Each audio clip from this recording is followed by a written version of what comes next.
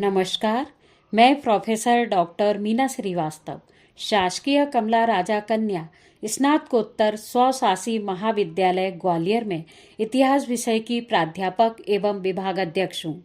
मैं आज आप सभी के समक्ष उपस्थित हूँ भारतीय इतिहास में नारी विषय के अंतर्गत मध्यकाल में नारी की सामाजिक स्थिति किस प्रकार की थी, इस संबंध में चर्चा करने के लिए। मध्यकाल में नारी की सामाजिक दशा मुख्य रूप से विलासिता के इर्द गिर्द घूमती हुई नजर आती है। राजा महाराजा बादशाह जनता की खून पसीने की कमाई से अपनी विलासिता की भूख को तृप्त कर रहे थे। बालिकाएं सुरक्षित नहीं थी, इसी कारण कन्याओं का विवाह अल्प आयु में किया जा रहा था। राज परिवार का राजकुमार, राजा व अन्य लोग रखैल और नौकरानी को भी विलासिता का शिकार बना रहे थे। विधवा महिलाओं का जीवन अपमानजनक तरीके से व्यतीत हो रहा था।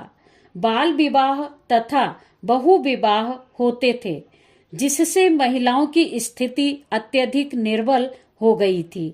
बाल विवाह होने से कन्या शिक्षा से वंचित रह जाती थी और जल्दी मां बन जाने से वह अनेक रोगों से भी ग्रस्त हो रही थी।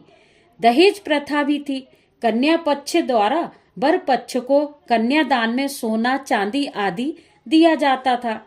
यद्यपि विजयनगर राज्य में दहेज प्रथा को शासन द्वारा रोकने का प्रयास किया जा रहा था।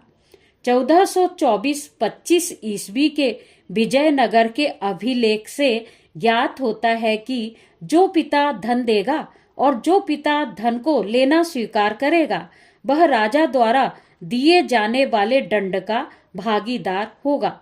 जो कोई भी कन्यादान में धन या स्वर्ण स्वीकार करेगा, उसे जाति से बहिष्कृत कर दिया जाएगा। विधवा विवाह के प्रयास भी किए जाते थे। यह व्यवस्था केवल विजयनगर साम्राज्य में ही थी। अब हम बात करेंगे मूल्यांकन एवं निष्कर्ष के संबंध में।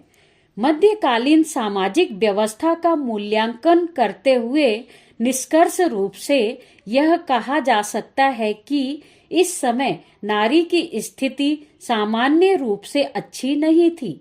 केवल उच्च वर्ग की महिलाएं सुख भोग रही थी। राज परिवार के हरम में एक पुरुष के अनेक पत्नियां होती थीं, जिससे स्पष्ट होता है कि महिलाओं को कठपुतली की तरह रखा जाता था। उनका अपना कोई अस्तित्व नहीं था।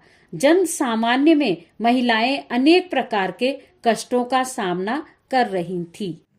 भारतीय नारियों का विस्तृत इतिहास जानने के लिए आप मेरी पुस्तक भारतीय नारियों का इतिहास अवश्य ही पढ़िए। धन्यवाद।